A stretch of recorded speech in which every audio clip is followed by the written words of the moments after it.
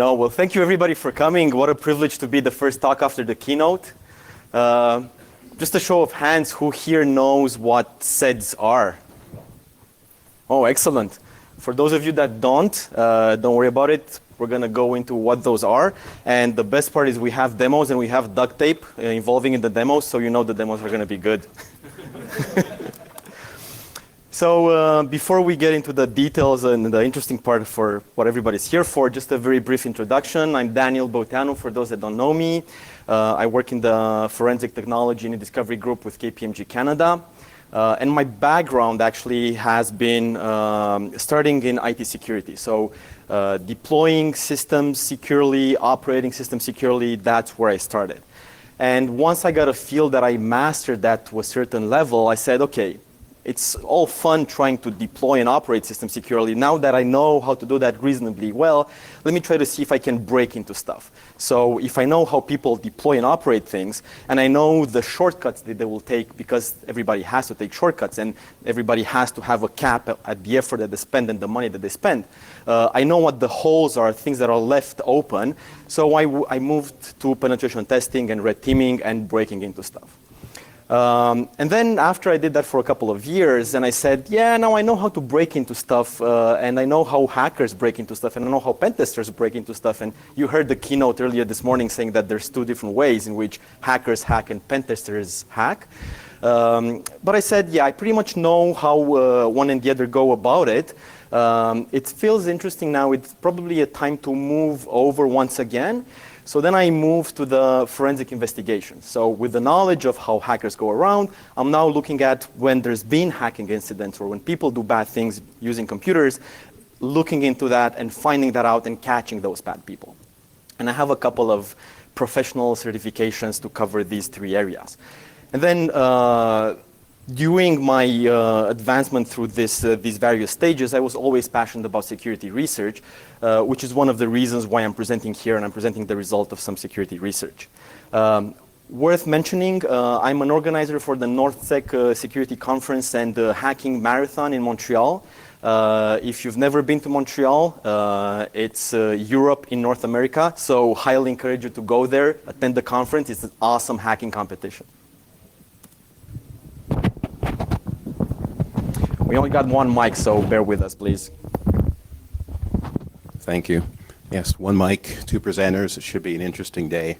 So I'm Kevin Fell. I'm a partner at KPMG in their cyber practice. I lead two teams. The first one, cybersecurity, helping organizations identify the critical assets and ensure they got the right safeguards in place to actually protect those assets. The other team is a cyber forensic team. So in the event of a suspected intrusion, we will go and investigate, confirm or deny if something happened. If something did happen, we determine what the scope of the compromise is and help organizations recover from that compromise. I'm author of SQL Server Forensic Analysis, Data Breach Preparation and Response, as well as contributing author, meaning I've written chapters for about 6 other security and forensic books. I speak a lot at conferences. I did the Black Hat Vegas conference in 2007. Before I was with a professional services company. Now I'm with KPMG, so I thought I'd be smart to put a suit on. And again, as I mentioned before, I don't see too many other suits out there, but either way, it's the same person, just in a suit. I'm also a developer of quite a few database forensic tools regarding interrogating caches and actually collecting artifacts and analyzing artifacts from within the database management systems.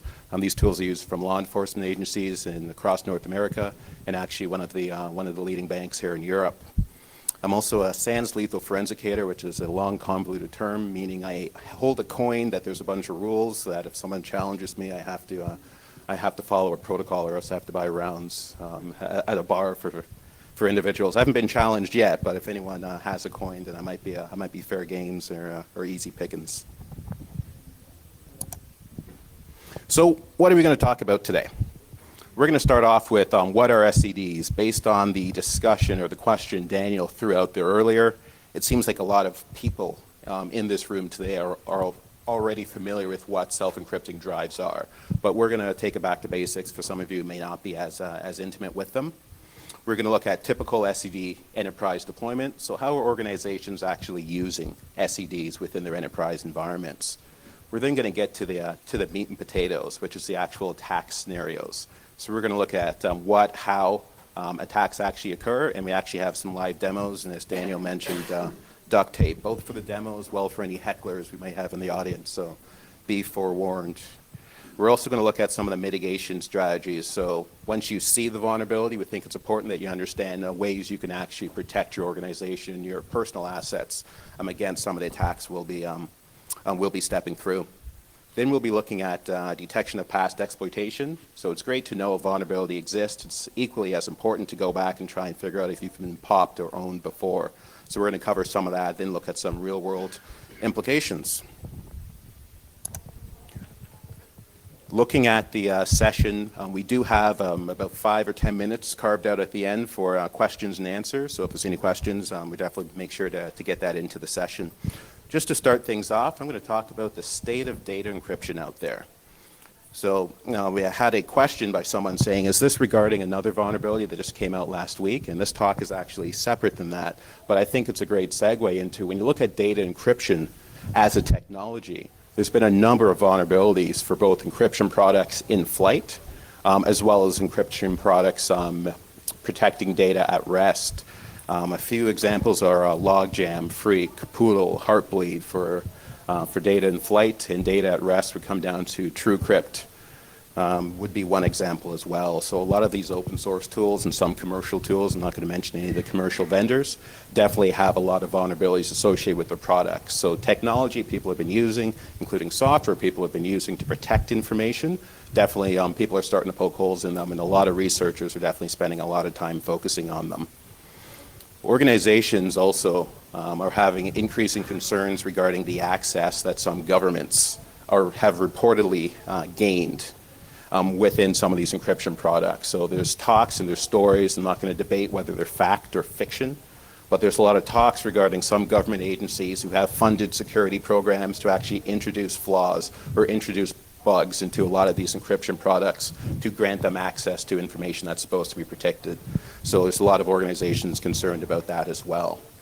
Something else we're seeing in the data breach or the data encryption landscape comes down to a lot of breaches have involved encrypted information, but the organizations, number one, are still disclosing that the breach has occurred. And for instance, if a breach happens, including encrypted passwords, people are still recommending that you actually reset your passwords. And the reason for that is they just don't trust the way the developers have implemented data encryption within a lot of the products. So a lot of organizations are taking a step back and they're saying, well, this SED thing is pretty interesting. It's good encryption, and there's little to no overhead because all of the encryption, all the processing, et cetera, is done at the hardware level. So a lot of people, as you see in the advertisement down here, a lot of people are referring to SEDs as the best thing since sliced bread from a data protection standpoint. When we're finished the talk, I'll let you draw your own conclusions, but there's some pretty interesting research we're going to step through. And at this point, I think I'll hand it to Daniel to get into some of the meat and potatoes. Sure thing.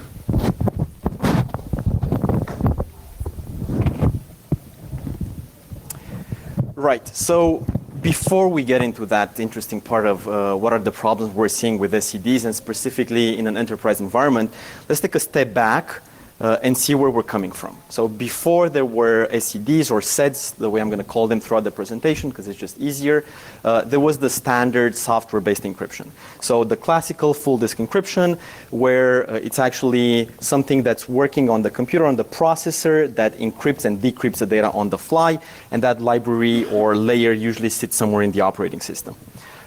This type of encryption has a couple of advantages.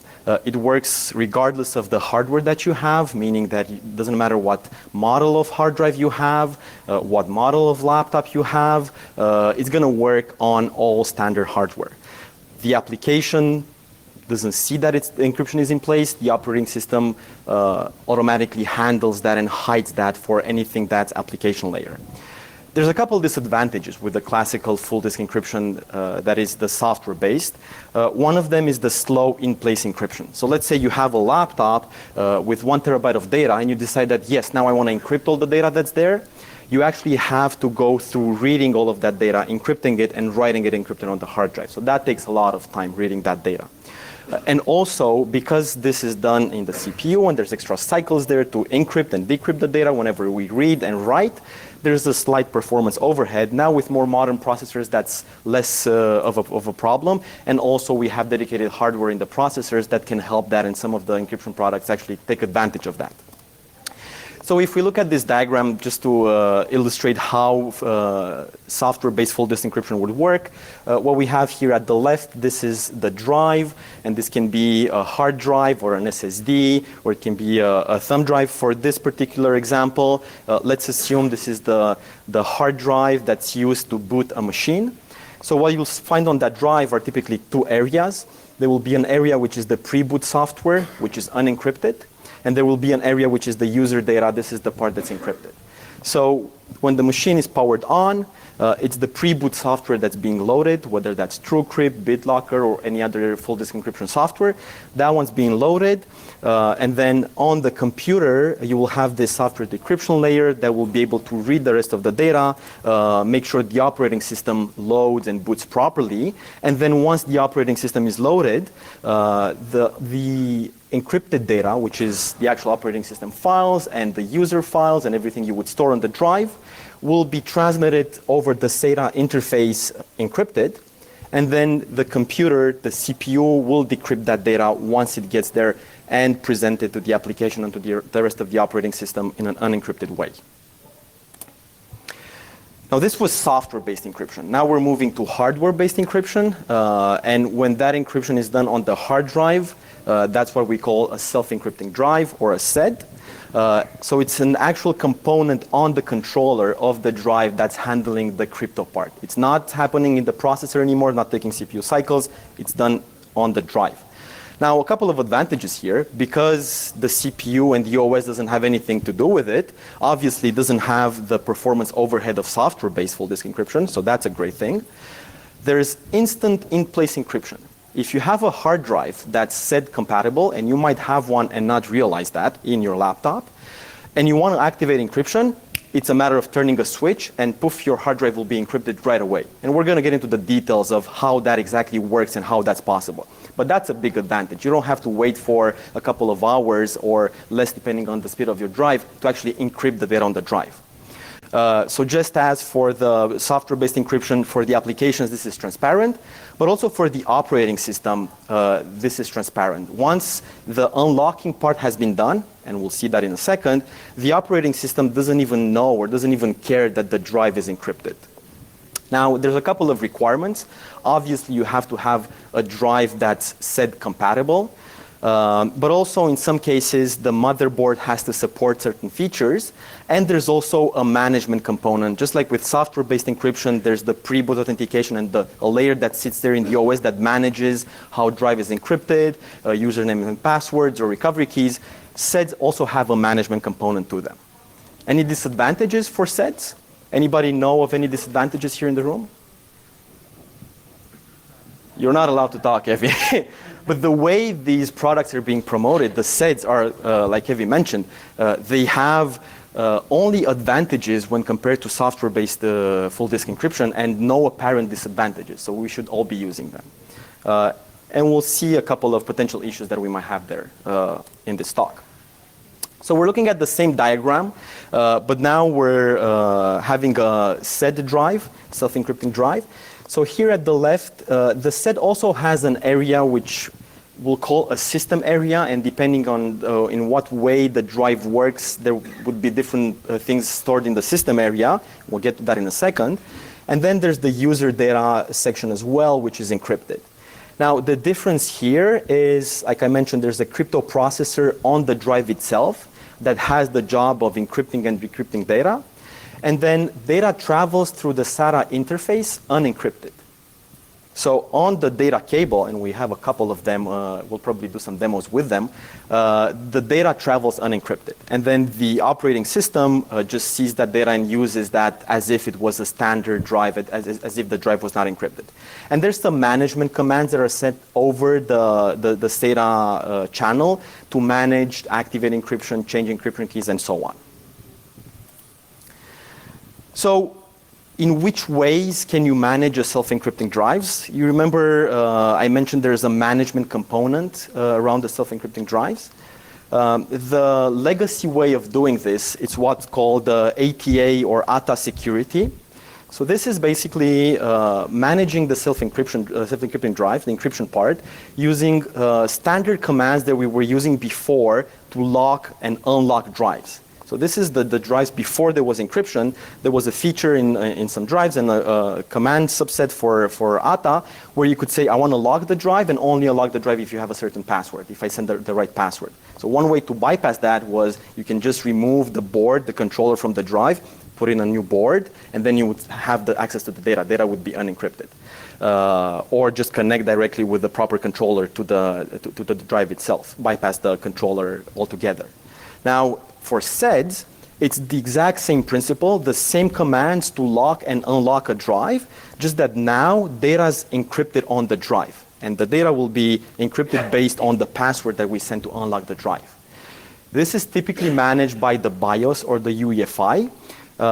Or if you're using some low-level tools like HDParm, you can check the status of a drive to see if it uses ATA encryption and activate or deactivate encryption. The downside about this, or one of the big downsides, is that the encryption is not standardized. Yes, the subset for commands define how the lock and unlock or authenticate commands will be sent, but after that, how the drive will decide or the vendor will decide to implement encryption in the drive itself really depends on what the vendor thinks might be the best option to do that. And not all of them use the same thing.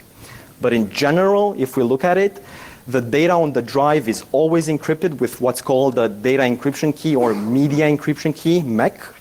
So when you have a drive that's in ATA security mode, usually from the factory, there will be a MEC, a media encryption key, and data will be encrypted with this key.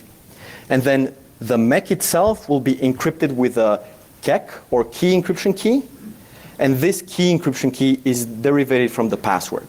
So when I'm unlocking a drive with a password, that password is used to generate a key, and that key unlocks the key that encrypts the data on the drive. And by default, it's just that this KEK is null or just zero. So that's why when the drives, the encryption is not activated, your data is actually encrypted on the drive. It's just that the key to decrypt the encryption key is just zeros. Now this was the legacy mode, the ATA security mode. What we're seeing now, and the more modern way of doing things, is using the OPAL standard, which is a standard from the Trusted Computing Group, the storage security subclass, system subclass. So the OPAL is a new set of commands different than the ATA security commands that have been designed with the purpose of having encryption in place. So whereas the ATA, we were just porting old commands, legacy commands, this is something completely new. And one of the big advantages between OPAL and ATA security is that OPALs are meant to be managed by software. So we're not going to have the BIOS when we power on the machine ask for a hard drive password to type in. Instead, we're going to have software that's managing the encryption on the drive. And this is a big advantage for enterprise deployments because we can more easily manage software and decide, define recovery keys, decide what are the users that have access, synchronize and all that good stuff. There's a pre-boot authentication that's happening, and if it's not in the BIOS, it's some software, and this is being loaded when the computer boots up through what's called an MBR shadowing mechanism. So once again, similar to the ATA security, data is always encrypted. It's just that this time the key encryption key is generated by the management software. Microsoft said that this looks all interesting, but we'd like to add a couple of requirements on top of the OPAL standard. So they created what they're calling the Microsoft Encrypted Drive Standard, or eDrive in short, which is OPAL plus a couple of requirements. And the management software for this one is BitLocker. So you can use BitLocker to do standard software encryption, but you can also use BitLocker out of the box from a Windows machine to manage your self-encrypting drives. And this was, when I first discovered this, I said, whoa, this is amazing. I didn't know it was that easy to use. And if you're not aware of it, or if you're not careful, you might actually trigger a BitLocker in the self-encrypting drive mode, eDrive, without even noticing. And the operation is very similar to OPAL. And then another category is for all of the drives that we see custom implementations. What's typical is the USB hard drives or the thumb drives that don't follow any of the standards. There's usually either some software on the device itself that can manage the encryption. So a great example of that is the Western Digital drives, where you plug in the drive, you're going to see a CD pop up, you're going to run the application there, and that application is going to send the commands that will lock or unlock the drive or encrypt or decrypt the drive. But in some cases, there's a hardware component. There's drives, for example, that have a pin pad on them, and you actually have to type the password on the pin pad, on the hardware pin pad, and that will send the pin to the drive controller, which then will decrypt or encrypt the drive. We've seen 4 different ways in which SEDs can be managed. We'll focus on the Opal technology right here. Why? Because this is what we're seeing as a typical deployment in enterprise scenarios, because it's easier to manage, like I mentioned. From what we've seen as typical deployments also, BIOS is sometimes locked, sometimes not locked down. Users can sometimes go in and make changes. And there's usually not a lot of restriction on the power states of the machine, meaning obviously a machine can be on or off, but it's up to the user to decide whether they want to put a machine to sleep or they want to put it in hibernation mode. There's not a lot of enforcement around that. So the last thing before we go into actual attacks that we found out, let me talk briefly about the previous work. In the software encryption area, there's been attacks for recovering the encryption keys from the computer itself, so cold boot attacks or side channel attacks. Other techniques have been devised to bypass the Windows authentication. So the DMA attacks, for example, the Inception tool that you connect over the FireWire bus and you're just overriding memory and then you're bypassing the login screen. So if you have access to a machine with a login screen, even if the disk is full disk encrypted, if you can have access to the Windows session and have a user access, you can probably elevate yourself to admin privileges or anyway read the data that the user can read. And there's actually a talk that's going to happen tomorrow that guy over there is doing, which I just read the abstract, but it seems really fun, so you should probably go watch that as well. Those are, from my understanding, that's another technique to bypass the Windows authentication, so that will allow you to bypass the full disk encryption, such as BitLocker, that might be in place. And then there's the evil mate attacks, where you just switch the laptop or the drive by something else, where you have a piece of software that's loaded first, that captures the keys, and then that just triggers the standard boot method and feeds the key that it just captured. And at the same time, you're recovering that key either another visit or through another mechanism. So all that is work that has been done for the software full disk encryption mode. For the self-encrypting drives, there's 2 things that are worth mentioning. One is research for the ATA security mode, where Mueller discovered a technique that's called the hot plug attack, and we're going to explore that in the context of Opal, so I'm not going to say a lot about it right now. But we're going to see it in action. And then there's been research for the custom implementation. So the Western Digital paper that has been published a month or 2 ago by Allendal, and then there's the CISS company that did a bunch of research on proprietary encryption on USB thumb drives. What are we going to present here? We're going to present vulnerabilities that relate to SEDs when managed in enterprise environments. So that means the Opal mode and also eDrive from BitLocker, because that's readily available and it's very similar to Opal. And we're going to focus on laptop scenarios. You can notice we have a couple of laptops here for the demos, but this is in theory applicable to other scenarios as well. You could take these attacks, maybe slightly extend them and use them in the context of SEDs that are used in a data center for servers. So now that we've established that we're going to talk about SEDs in Opal mode, if we see the details a bit of how those operate, I mentioned there was a system area. In the system area of a drive, what we usually have are the TCG tables. So this is where you have the media encryption key that it's itself encrypted, and you're going to have some configuration tables and settings and so on. Then there's the area which is the shadow MBR. This is where your software, your pre-boot authentication software will reside, and this is what's loaded when you power on your computer, and blue signifies that its clear text is not encrypted. And then at the end, you're going to have the user encrypted user data, which is encrypted and always encrypted, as I mentioned. And this data is encrypted with the MEC, the media encryption key. Now, this diagram is just a simplification of the actual details, but it turns out you can have multiple areas, and each of these areas to be encrypted with a different key. So you might have a scenario where you have theoretically 2 users that can log into a machine in the pre-boot authentication. And depending on the credentials that they log on with, they could see completely different drives and completely different data, and the other parts could be encrypted, so even a legitimate user would not see the data from the other user. The way the drives work, the Opal drives work, and it applies to some of the ATA security or custom implementations as well, is that the drives can typically be in 3 states. The first state is when the drive is off, it's powered off, so you have the drive sitting on the table. The drive is in a state that's called locked. So that means the media encryption key is encrypted, sits on the drive encrypted, but nowhere in the live memory of the controller. Then when you power on the drive's going to switch to an on mode, but also locked. So the drive just receives power. But at this state, it's only the MBR shadowing, the pre-boot software that is visible. The drive exposes this in a read-only mode. So if you power on the drive, you're not going to be able to alter the contents of the pre-boot. You're just going to be able to read that. And then the user will authenticate in this pre-boot software. And based on the management software, the software will either derive keys based on the username and password, or use the TPM, or whatever other mechanism is in place to obtain the key encryption key, decrypt the media encryption key, and then unlock the drive. So once the drive is unlocked, this is the state we want to be in. At that stage, the pre-boot authentication part becomes invisible.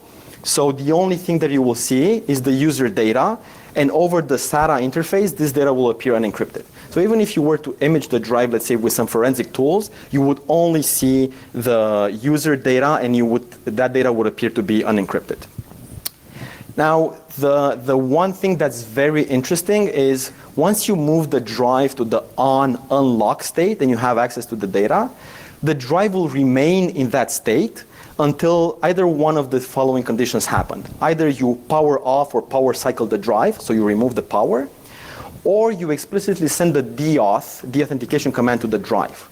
So unless there's a deauth command sent to the drive, if you're maintaining power to the drive will remain unlocked. And the operating system or another operating system or another system will see the data on that drive. And this is what we will be exploiting.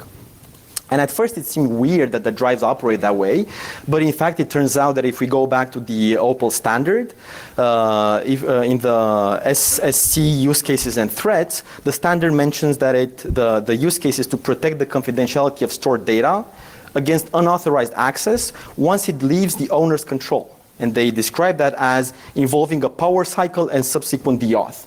So that means pretty much if you remove the drive from the laptop, or if you trigger a hard power off the laptop, that's when the Opal is meant to protect the drive. If you have your computer on, then Opal is not meant to protect the drive against that state. And as we'll see in a second, if you have your computer in sleep mode, even though the drive is powered off, Opal is not going to protect against that state. So what we're going to see here as the attacks are things that apply to our knowledge to all of the Opal deployments. We tested a couple of vendors for drives, Samsung, Seagate, hard drive, SSDs, different laptop models, different laptop brands, different management software, whether the laptop was on or in sleep mode, and found that this applies in all of those cases with a couple of exceptions. So it's not a problem with the way the vendors implemented the standards. There's not a flaw in the implementation or they're missing parts of the standard that they haven't implemented. It's just that the standard is not meant to protect against what we'll be showing here in this presentation. So we've seen a bit about how SEDs work. I talked about the previous work that's been done. Well, it turns out that some of the previous work that has been done for the software encryption also apply for the SEDs and specifically for the SEDs in Opal mode. So bypassing Windows authentication, if you have a laptop with a SED that's in sleep mode or powered on, if the screen is locked, and you're going to show us how we can bypass Windows authentication tomorrow, regardless of whether that's software encrypted or hardware encrypted, you're going to be able to have access to the data because you're logging in as the user and you're reading that data. Evil meta attacks, once again, can be made to work for self-encrypting drives as well. And then the work from Mueller for ATA security mode, the hot plug attack, it turns out that it also works for Opal drives. So let's see that type of attack in particular before we show you the 3 other attacks that we devised that are new to our knowledge. So how the hot plug attack works is if the laptop is on, first thing that you do is just put it to sleep. Just put it in sleep mode. And at this state, when you change the drive from on to sleep mode, the drive's going to get powered off. Some components of the laptop will remain powered on, memory will be refreshed, but the drive is powered off. So the drive will switch to an off and locked state. So then what you do is you remove the drive from the laptop. So now the laptop is still in off and lock state. You install a bunch of SATA extension cables because you want to play with the connectors on the drive and there's not enough room and space to do that in the laptop. And then you wake up the machine from sleep. So when you wake it up from sleep, first thing, the drive is going to receive power. So it switches to on and locked. And then the software that's being in memory when you wake up the machine will automatically unlock the drive. And once again, depending on the management software that you're using, it can either be a password that's stored somewhere in memory, obfuscated or not. It can be a combination of using the TPM to gain access to the keys. It could potentially even use some network communication, although we haven't really seen that. Doesn't matter how it happens. In all the cases that we've seen, the software automatically unlocks the drive when you wake it up from sleep mode because you're going to have to log into Windows anyway. So there's a login screen there. The software is going to decrypt the drive or unlock the drive automatically though. So now we have the drive in the blue on unlock state. At this stage, we have the drive out with extension cables. We're going to keep power to it. We're just going to switch the SATA connection. And poof, when you switch the connection, you're going to have access to the machine, to the drive actually. So I'm going to go and attempt a demo. I've been said that demos at Black Hat are meant to fail, but I've also said that people expect demos and they expect them to fail. So let's see, this is probably going to be fun. So I have a setup here with a camera, and I'm going to show you the work that I'm going to do on a laptop. So let's set that up first.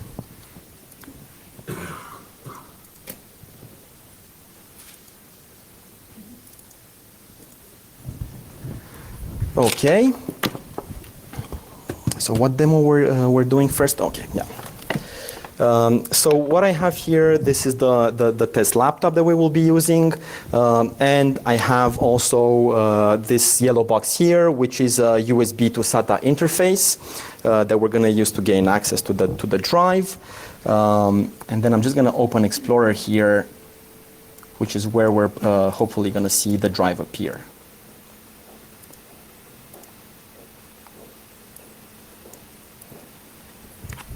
Okay, so let's start. This is the laptop with the SED that's configured. I'm just going to show you power on the laptop. This is the pre-boot authentication. So in this case, we're having BitLocker with TPM and PIN setup. So I'm just going to, oops, that's not the right PIN. So we can see right away why demos fail. Incorrect PIN. Okay, this is the right PIN. There we go. So now we're into Windows. I have my John Smith user. So let's first just see if this is an old version of Windows.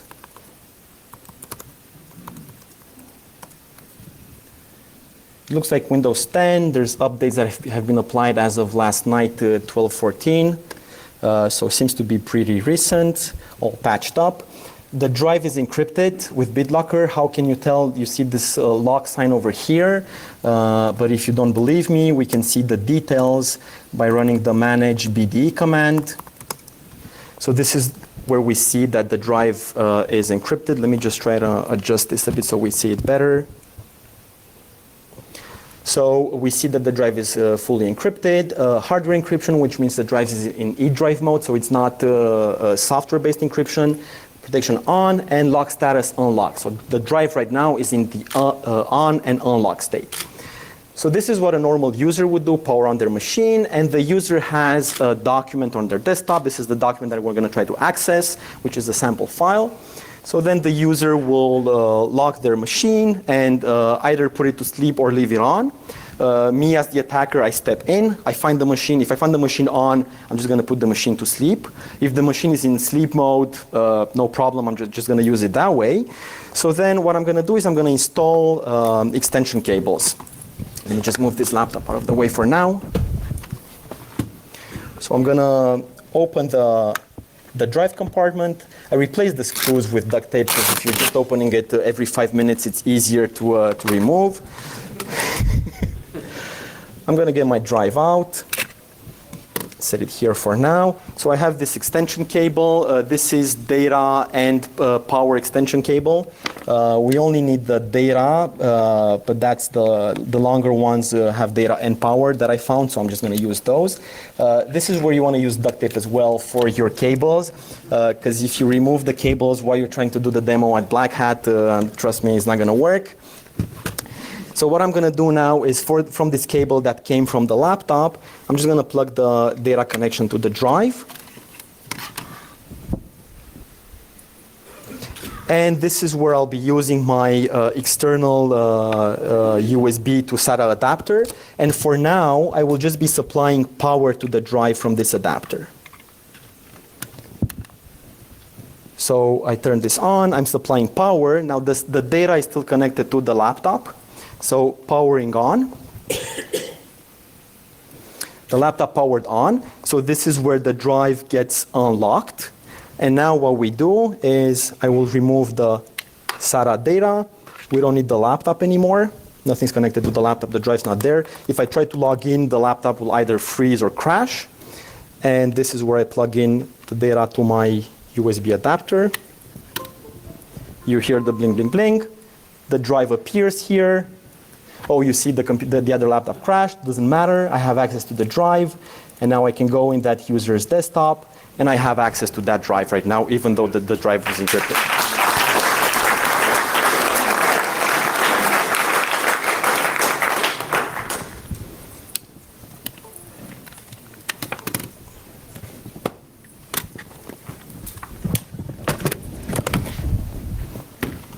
So this is something, like I mentioned, that wasn't new. We didn't introduce this. This was something that was first presented by Mueller.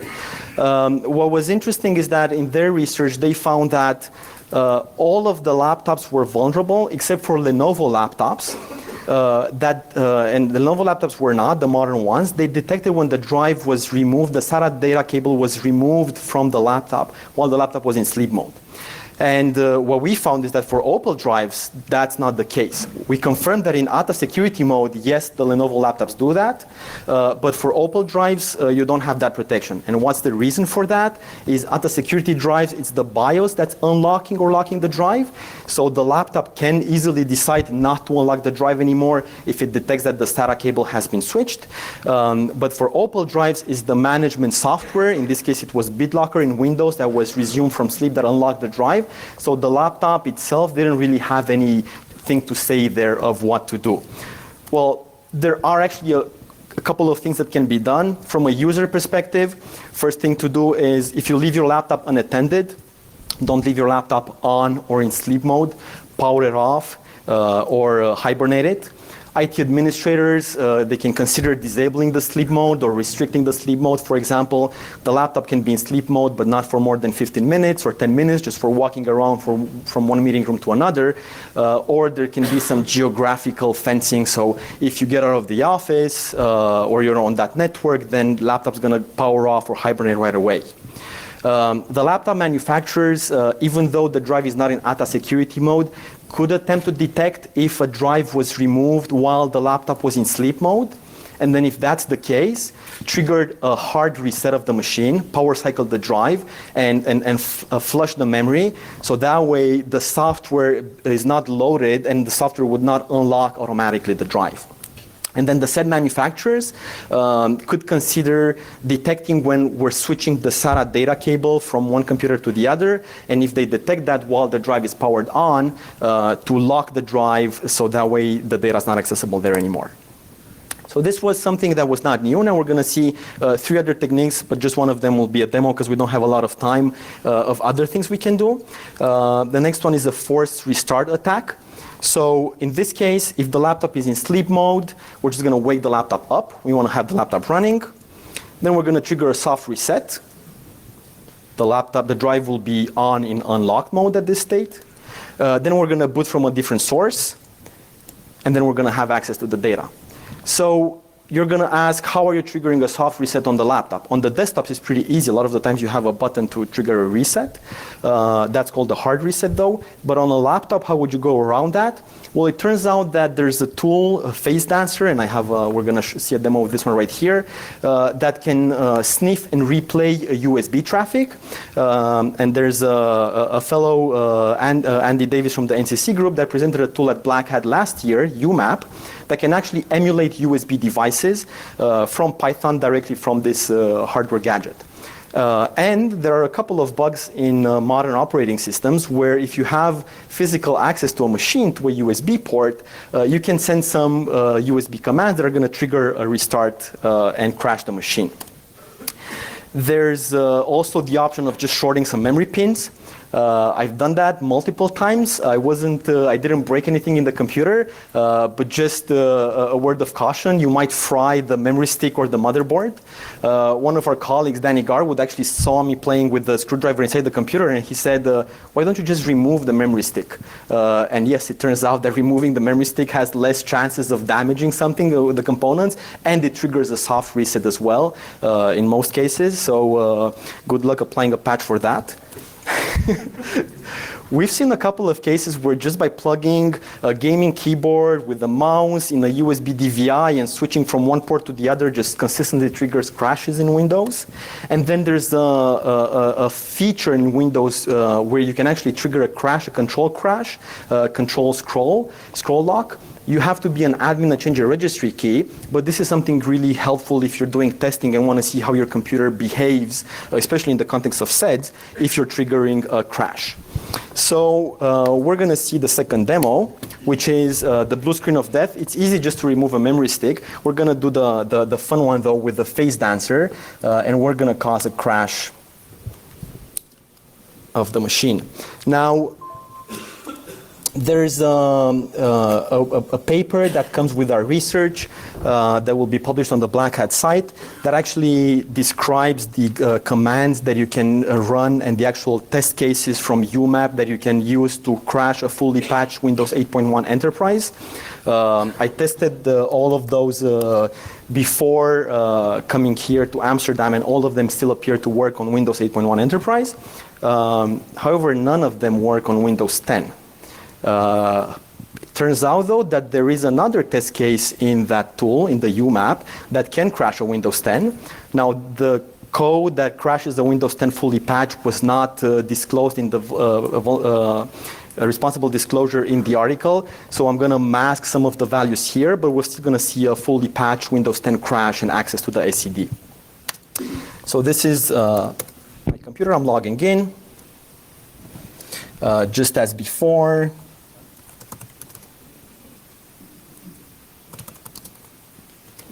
Let's just see the Windows update. So up to date as of last night. And same thing here.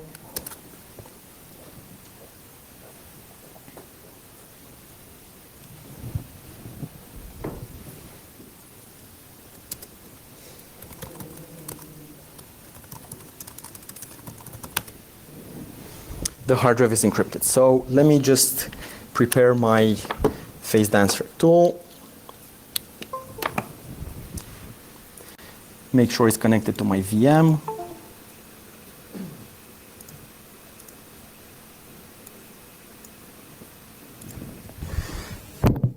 Sorry about that.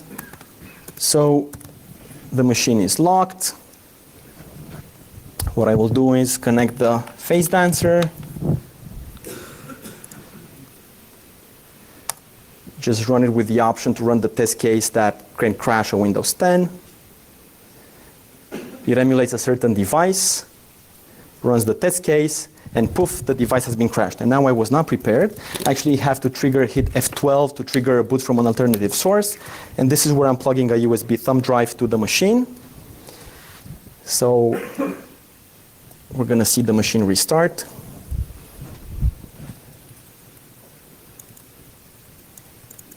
Multitasking here.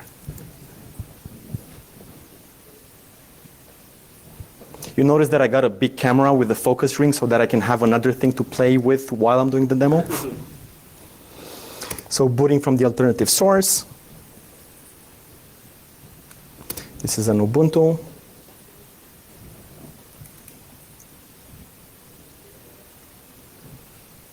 This is an older laptop, so it's a bit slower to boot, but we're going to get there.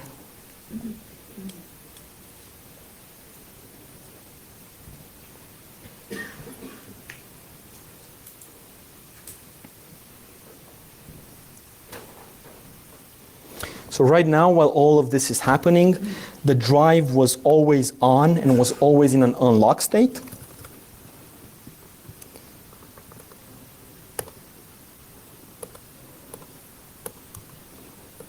So let me just increase the font size.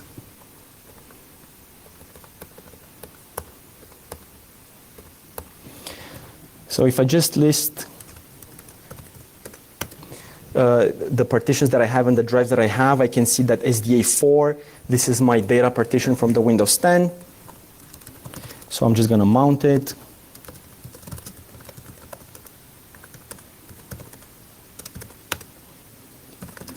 And I'm going to cat the file.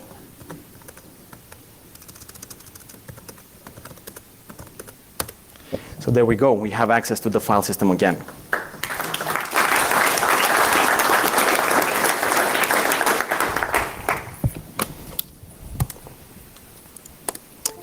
So we found that all of the classic or just the Opal configurations were vulnerable to this, the ones that we tested. It was interesting to see that the Lenovo laptops, when used with an E drive, are not vulnerable. So whenever the machine is even soft reset, and we go through the process of choosing a different boot method, if we're using an E drive, the drive will get locked, and you will not be able to use this technique in that scenario. What can you do as a user? Again, the same thing. IT administrators can change the setting that's by default in Windows to automatically restart if there's a crash, a kernel crash. So you could remove that, so that way your users, when they come back to work in the morning, they will see the nice crashes on their machines. Also, BIOS was not locked down here. Not only could I go into BIOS and change settings, by default I can use the key to choose a different boot method. Make sure to disable those, the USB devices, external devices, network boot is something that we usually see on, so disable those as well. And then there's the recommendations from the laptop manufacturers to force a power cycle on the drive when the machine is being restarted. And also the OS developers to reconsider the impact of vulnerabilities that can crash a machine when you have local access to the machine, because right now in the context of SEDs, we can read the data on the drive that way. Another technique is the hot unplug attack. So the hot unplug attack is just like the hot plug attack, but on steroids. So suppose a laptop manufacturer comes up with a way to detect that the SATA extension cable is plugged in while the drive is in sleep mode and blocks you from doing that. What you can actually do is the following. You expose the SATA pins from a drive in the laptop compartment. So what you would do is you have the drive here with just the cover off. You slightly pull it over. You can see the pins. And then you force supply power to the drive while it's in this mode. I just took a SATA extension, peeled off the plastic to have access to the pins. And then you put this on the drive. I have data and power here, but I'm only supplying power at this point. And now with the power supply to the drive, you remove the drive from the case, from the laptop. and then you just connect the SATA data cable, and once again you have access. This is a bit tricky. Make sure to place your pins at the right spot. I burnt the drive when I was just one pin off and sending power on the wrong pins, so just be warned. We just tested this on one drive, the other one we burned, and the 512 and the 1 terabyte SSDs were too precious to destroy this way, but we don't expect any of the configurations to not be vulnerable to this. Anything that is vulnerable to the other attack, the hot plug would be vulnerable to this one as well. And pretty much the same recommendations here for the users and the laptop manufacturers, as well as the SED drives to detect when we're switching the SATA data cable. And finally, the last technique, the key capture attack. This is something that we just present theoretically. We haven't actually tested it, but the idea behind this is to capture the key that's being sent to the drive to unlock the drive, capturing that authentication command. So one way of doing that would be just get a hard drive that you can flash the firmware of and have your own firmware there. Have it masquerade as a legitimate drive, so send the same serial number, model, size, and so on, and then capture the commands with the key encryption key, store that somewhere, and then use that to unlock your drive. So either do it that way or use the SATA sniffer for the actual drive when that's being unlocked. You want, in any way, you will get the key, and then you'll be able to unlock the drive how many times you want. We've seen a couple of ways in which you can attack SEDs. Like Kevin mentioned, we've seen a couple of mitigations as well, but if you ask yourself the question, have I been hacked, have I been attacked, have I been popped? If we look at the 4 attacks, it turns out that it's very difficult to find out if you've been under attack. The hot plug unplug and the key capture leave no traces or traces just similar to some hardware malfunction. The forced restart attack can leave the traces of the blue screen of death, and you will have the Windows event logs and memory dumps. But at the end of the day, if the attacker gets access to the drive and manages to unlock it, they can clean up any of those traces. So when they put the drive back, you're not going to know that there was a problem with the drive.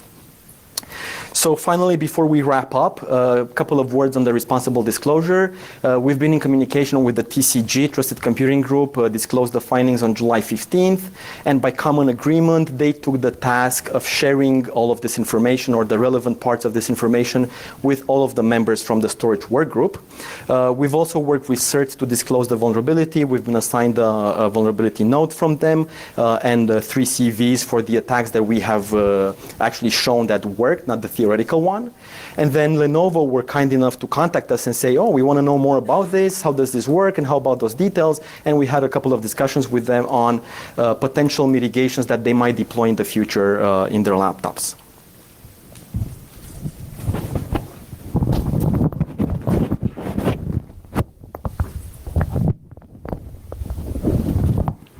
Thanks, Daniel. With looking at the demos, when everyone returns back to your organizations after the conference and your organizational management asks, you saw a lot of new attacks, what do we need to be secure as part of the 2016 budgets? Make sure to state you need a face dancer and duct tape, as Daniel showed. If anyone actually has the guts to do that, let us know what the response is from your management team. Reach out to us via social media or email. So I'm going to try to not stand in front of the slide here. But when we look at this vulnerability, it's interesting. The exploits that were shown here were primarily focused on enterprise environments and specifically at laptops. And when trying to find information on what the impact of such vulnerabilities would be, there's an older study that actually, it's cut off here, but it's by the Ponemon Institute and Intel regarding laptops. So number 1, we see the circle here, 263 laptops stolen each year per organization. And that's on average based on a complex simulation or a complex survey is the word I'm looking for, a complex survey that they executed. And the cost based on replacing the hardware and based on the information that was on the laptop is just under $50,000. And this study was from a few years ago if we look at it. So there's been quite a few changes since that study was put out. And if we see on this side, the number of laptops has increased in terms of the number of devices in use within the organization, as well as the cost for each incident has definitely gone up. And the primary reason for that is, number 1, the size of the disk and the data sets, looking specifically at the amount of money per loss based on an incident. Laptops have bigger drives. A lot of people have more sensitive information. The cost associated with this information has definitely gone up. The value of the sensitive information as well has increased, and there's also a bigger requirement for organizations to actually notify people in the event of an intrusion than there were when the study came out. So in terms of impact specifically, number one, organizations who have suffered, whether it's a loss or a theft of a laptop, who do have SEDs, who assume that you know what, the information was protected, you may need to revisit some of those cases. And whether that's external and you went through legal, whether this was a public breach, or whether this is just an internal or an HR issue, that's something to look at as well, is what's the likelihood of someone leveraging some of this information to actually go back and get access to the information that you thought was protected. And as well, you can expect to see an increase in the number of laptop thefts that we're seeing in the industry. Because again, these self-encrypting drives and similar technology has been put out there. Organizations have been investing in them because again, there was no downside. As we've seen in some of the attacks Daniel has shown, there were quite a few downsides associated with the technology. Now, as part of targeted attacks, I can target one of the administrators. We heard that in the keynote today. And if you can get admin privileges, what organization wouldn't fall victim to that? So you can actually find individuals targeting these laptops. You can get access to the drive, and you can now start to carve out the credentials from the drive and use the credentials to actually execute a more sophisticated attack. So you can expect to see the number of laptop-related incidents rise, as well as the cost associated with the information on these drives. Do you want to cover some sound bites? And I just got the 5-minute warning, and she's looking kind of angry, so we got to be on time.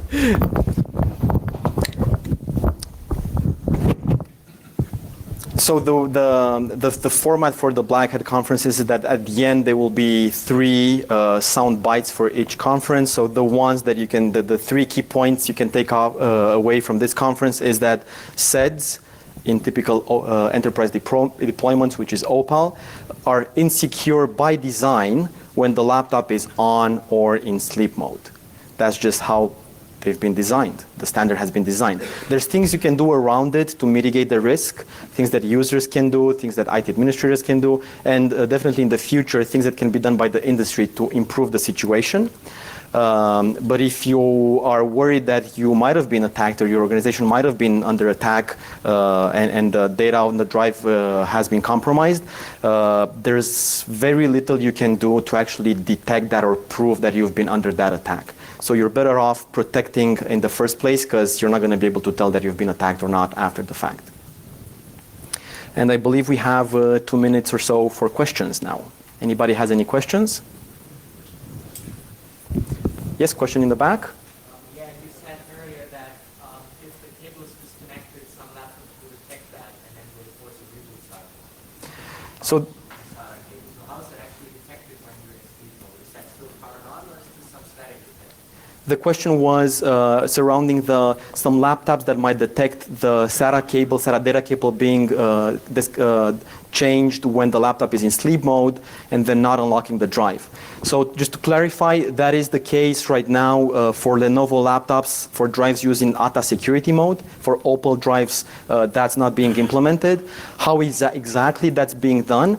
I don't have all of the details, but my suspicion is that the memory is refreshed. There's still some power going through the drive controller, and it's the drive controller. There's some mechanism there that detects that the connection has been changed. It's not a physical thing where you have a button that detects that you've changed that. Even if you have that disconnection of the SATA data on an extension plug somewhere further away from the laptop, it will still get detected. So it's somewhere at the electrical layer that you can detect you no longer have the contact with the drive, electrical contact. Since you're into forensics, is there any forensic evidence you saw while doing this that created this? So the question was, is there any forensic evidence that we can look at or see that would show that this attack was done? As I mentioned a couple of slides ago, there are some things that are left behind, especially if you're triggering the blue screen of death. You could see that, yes, there's evidence that the machine crashed and it crashed with this code. Now, if the attacker is sloppy, that might be left behind. But if the attacker has access to the drive, the attacker can just clean that up. So no, we haven't really seen any of those telltale signs. And I've just been shown the 0 minutes sign. If you have any questions, feel free to grab us after the talk. More than happy to answer them. Thank you.